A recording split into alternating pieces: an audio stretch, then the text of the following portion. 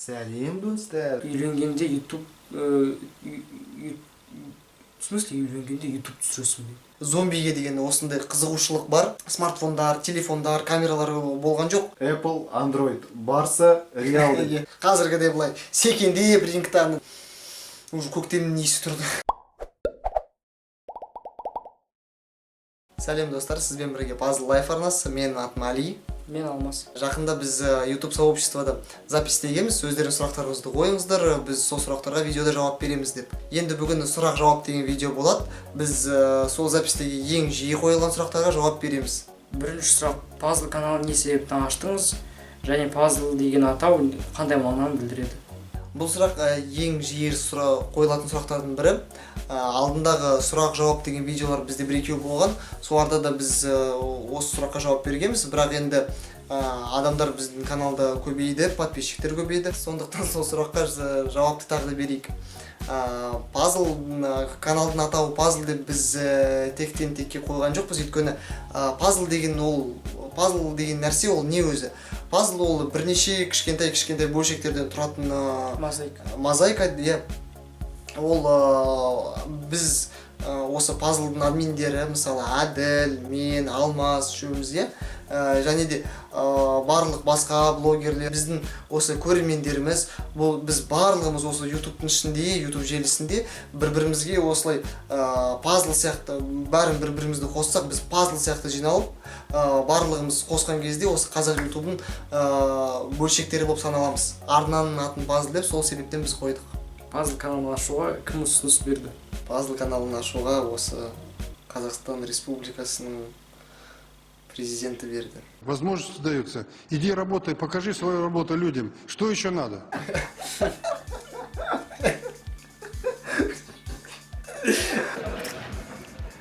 Где ты научился вот так вот подмазывать? Әрине бұл қалжың, ешкім бізге ұсыныс берген жоқ. Жай өзіміздің еркімізбен, өзіміздің қалауымызбен аштық. Өйткені бізге осы блогинг ұнайды. Сіздер шамамен қанша сағатта видеоны монтаждайсыздар? Мысалы, осы түсіріп отырған видео, ол Puzzle Life'та шығатын лайв контент, ол лайв контентқа бізге монтаждауға көп уақыт алмайды. Тез, бір сағаттан көп уақыт кетпейді. Ал Puzzle'да шығатын күнделікті видеолар, олар күрделі лайв контент қарағанда. Сол үшін оларға көбірек уақыт кетеді. Шамамен оларға 5-6 сағаттай кетеді. Ал одан бөлек, одан бұрын әлі сценарий жазу деген болады, дыбыстау деген болады. Дыбыстауға кейде мысалы көршілердің ремонт жасағаны, далада шуылдағандар ол қатты кетерге болады, ол өте көп уақыт алады, кейде тез уақыт болады. Бірақ шамамен күнде барлығын қосқанда Puzzle'да күнделікті шығатын видеолар шамамен 10-12 сағаттай алады. Келесі сұрақ, мамандықтарыңыз қандай? Біз құрылысшы дегенде біз оқуды бітіргеннен кейін ең бірінші біз Әділ екеуміз оқуды бітірдік. Бірінші мен, одан кейін бір жылдан кейін Әділ. 2 жыл өткеннен кейін Алмас бітірді оқуды. Біз барлығымыз осы техник құрылысшымыз. Оқуды бітіргеннен кейін Әділ екеуміз түрлі жұмыстар істедік. Мысалы мен проектировщик болып істедім, сметчик болып істедім, геодезист болып істедік. Әділ де солай жұмыс істеді. Бұлай айтқанда негізі құрылысшы деген мамандық ол өте қызықты. Өйткені кейбір адамдарда құрылысшы деген кезде ең бірінші ойға келетін нәрсе ол кірпіштерді қалап отыратын адам деп. Жоқ, ол не құрылысшы деген ол жалпы мағынада. Ал оның арасында архитекторлар болады, дизайнерлер болады, проектировщиктер, сметчик, конструктор, геолог, геодезист, көп мамандықтар болады. Олардың арасында кәдімгі арматурщиктер болады, бетон құятындар болады. Негізі былай айтқанда құрылысшы болып істеу, егер соның бәрін осы алдымен оқу кезінде, одан кейін практикада, одан кейін жұмыс бастаған кезде оның бәрін меңгеріп алсаң өте қызықты жұмыс. Бірақ осы Алмаз уже оқуды бітірер кезде біз Әділ екеуміз ол жұмыстардан шығып, әкеміз де осы жекеменшік болып жұмыс істейді, құрылыспен байланысты. Біз сол жұмыстардан шығып, әкемізбен бірге жұмыс істеп жүрміз. Сол себептің алдындағы мысалы сұрақ пайда болатын шығар. Сонда монтаж, Алмас айтты ғой, монтажға бізде 10-12 сағат кетеді деп. Сол кейде мысалы Әділді жұмыстан босатамыз, сол видеоны монтаждап дыбыстасын деп. Негізі осы каналда видеоны дыбыстайтын Әділ, басында мен 1-2 видеоны дыбыстадым, содан кейін ой жұмыспен қолым тимей жүрді да, содан кейін көрермендердің бәрі әділге үйреніп кеткеннен кейін сол әділ видеоны дыбыстайтын болды. Ал сол егер менің қолым босаса, мен видеоны монтаждаймын. Әділ видеосы қол босаса, әділ видео монтаждайды. Алмастың қол босаса, Алмас видеоны монтаждайды. Солай. Сәлем достар. Сол. Қандай футбол клубына жанкүйерсіз? Қазақстан бойынша және әлем бойынша? Бұл футбол жайлы сұрақтар көп болды. Енді Өте көп болды. енді шынымды айтқанда мен футболға онша қатты қызықпаймын. Алмас та онша футболға қызықпайды. Біздің үйде папамыз және әділ футболға қызығушылық көрсетеді. Енді өзін айтып жерсем, әділ. Осы көрермендердің арасында бүкіл әлемде барлығы екіге бөлінеді, олар Apple, Android, Barça, Real. Мен тек қана осы ұлттық құраманың матчтарын көремін және сондайларға жанкүйер боламын. Ал былай Barça, Real, Шальке 04, солардың бәрін аса көрмеймін. Анда-санда көріп қалатын болмаса, былай өзім қосып теледидарды көретін ондайым жоқ. Былай айтпақшы, спорт жайлы айтқан кезде, мысалы, осындай сұрақ болды. Қай спортқа қызығушылық бар, қандай спорт теледидардан көресіз деп. Мысалы, ең алдында соңғы жылдары UFC, MMA деген спорт түрлеріне енді спорт деп соңғы кезде айта алмаймын, өйткені ол Конор Макгрегордың арқасында ол мейнстрим болып кетті. Шынымды айтайын, маған қазіргі UFC онша ұнамайды, өйткені ол шоу болып жүрді. Адамдар бір-бірін жамандайды, бір-бірін моральды түрінде түсіреді. Маған бұрында мен мектепте оқып жүрген кезде UFC, M1 деген нелерді... К1 деген болды. К1 деген, бойлар маған ұнайды, мен оларды көретін, өйткені ол кездегі спортсмендер. Жоқ, бушидо қарамайтын, мен өйткені ол өтірік. Достар, егер естеріңізде бушидо болса, міндетті түрде комментарийде жазып кетіңіз. Қалаша дыбыстаумен болды ғой бізде кішкене кезінде. Осы жақында мен бушидоны ютубтан қарап едім. Реакция сүйік пе сол? Айтыңдар, реакция сүйік пе? Бала кезінде шын сияқты көрінген, қазір қарасаң күлесің анда. Маған сол UFC-дағы old school дейді ғой, сол боецтер ұнайды. Бір-бірін жамандау деген болған жоқ, олар серьезный адам, мынандай салмақты. Бір-біріне сыйластық болды, мынандай салмақты болып, былай қабағын түйіп алып, былай рингқа шығатын. Қазіргідей былай секендеп рингта шоу істеп ондай болған жоқ. Бірақ ойлап қалмаңдар, қазіргі кездің боецтерін мен сыйламаймын деп. Өйткені әрине сыйлаймын, бұл еңбек, бұл күндегі тренировка. Мен тек қана олардың спортқа деген және аудиторияға деген нені көзқарасын айттым. Такада. Ал мен достар, Такада және Олбрайт. Танысаңдар лайк басыңдар. Олбрайт пен Такаданың бойын көргендер. Талай уақыт күтіп беріп қойсын. Өтірік оның бәрі. Такада қанша рет чемпион болды. Йоджи Анжо дегендерді танитындар болса комментарийге міндетті түрде жазыңдар. Сіздер немен видео түсіресіз? Бастапқы видеоларда, мысалы, студия жасаған кездерде көрген шығарсыз, біз жақсы камера түсірдік. Сол кезде біз бір танысымыздың зеркалкасымен түсірдік. Ол зеркалка Canon модель есімізде жоқ. Одан кейін біз біраз видеоны осы соткаға түсірдік. Осы сотка Redmi 1S, Xiaomi Redmi 1S. Кейін біз жазда осы қазір түсіріп жатқан камераны алдық. Ол Sony CX405. Содан бастап қазіргі видеолардың барлығы осы камераға түседі. Зомби шынайы өмірде бар ма? Мен білмеймін, не себептен адамдарда зомбиге деген осындай қызығушылық бар. Ал енді жауапқа келсек, әрине американдық фильмдерде көрсететіндей жер астынан шығып кеткен, жатқан жеріне шығып кеткен зомбилер болмайды.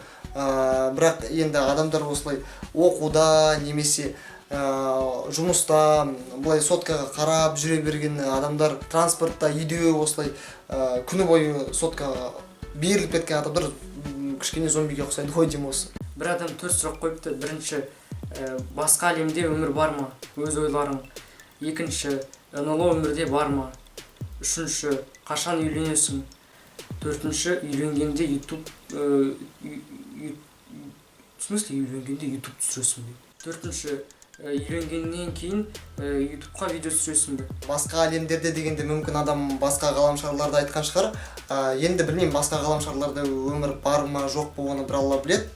Ал тағы да НЛО жайлы сұраған, мен ойымша бұрын НЛО-ды қай жерде газеттерде, журналдарда айтатын, өзін теледидарда айтатын. Ол кезде адамдарда смартфондар, телефондар, камералар болған жоқ. Ал қазіргі кезде алдындағы айтқандай зомби ұқсап телефондармен жүр, әркімде өзінің қаруы бар, қару деп айтса да болады, анандай смартфонның түрінде. Солда бәрінде камера бар болғандықтан, бірақ ешкім қазір НЛО-ны видеоға, фотоға түсірмейді. Бірақ соңғы жылдары ешкімнің телефонына, смартфонға, камерасына осындай міне мен НЛО түсірдім, міне мынау тарелка деп бұрынғыдай мәлімет келмей жатыр. Сондықтан менің ойымша, негізі былай айтқанда, менің нағашы атам, мен кішкентай болған кезде мен де осылай НЛО бар ма жоқ па деп қызығатынмын. Ол сондықтан мен қызығушылығымды кетірмейін деп, баланың көңілін қалдырмайын деп сондай кітапты маған берген, НЛО жайлы деп. Ол жерде мен оқыған, маған қызық болған, мүмкін бар, мүмкін жоқ деп. Жоқ, мен бар шығар деп ойлап жүрген, бірақ енді қазір көп уақыт өткеннен кейін мен өзім осындай өзіме қорытынды жасап отырмын да. Қазір егер сол кітапты қайтадан қолыма алып қарасам, бұның көбі жай газетте жазылған мәліметтер, журналдарда жазылған мәліметтер, оны ешкім нақты дәлелдей алмайды. Сондықтан менің ойымша НЛО мүмкін жоқ шығар, мүмкін бар шығар. Бірақ енді алдындағы айтқандай бір Алла біледі, қашан үйленесіңдер дейді. Бұл сұрақты да адамдар көп қойған. Әрбір азаматтың ол үйлену деген ол парыз. Сондықтан біз үйленеміз Алла қаласа, бірақ оның уақытын, қашан, кімге деп, оны мен біле алмаймын. Өйткені алдында тұрған нәрсені мен білмеймін. Ешқандай адам алдында тұрған нәрсесін білмейді. Бірақ енді бір Алланың қалауымен өз уақытында үйленеміз, бәріне өз уақыты. Ал екіншіден, ютубты тастайсыз ба үйленсеңдер. Енді қазақ ютуберлердің арасында үйленген ютуберлер де бар, олардың бала шағасы да бар ютуберлердің арасында. Әрине бұның бәрі жеңіл емес, бірақ менің ойымша олар видео түсіріп жүр. Сондықтан бізде осы үйленгеннен кейін бізде солай видео түсіретін шығармыз. Жастарыңыз нешеде, және Алматыда градус қалай, және сіздердің бастарыңыздан қандай да бір қызықты жағдай өтті ма? Мен 25-темін, Әділ 24-те, Алмас 27. Алматыда қазір ауа райы жақсы, бүгін +8 болды. Кеше ғана жып-жылы болып еді, қанша? 7 ма? Қанша? 8 Кеше +8, +7 болды Алматыда. Бүгін енді қар түсіп жатыр. Далаға шыққан кезде ауада уже көктемнің иісі тұрды. Айтпақшы, кеше сұрақ жауап түсірген кезде көктемнің иісі сезіліп тұрды, қайдағы.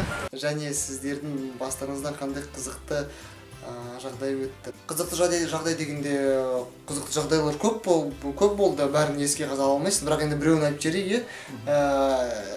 Есімізге қазір келіп тұр, біздің ауламызда бір кісі өзінің үйіне жаңа телевизор сатып алған. Жағдай негізінде қалай болды? Ол адам жаңа теледидар алды, және ескісін өзін орыстар білесіз, дача, соларға апарып тастайды.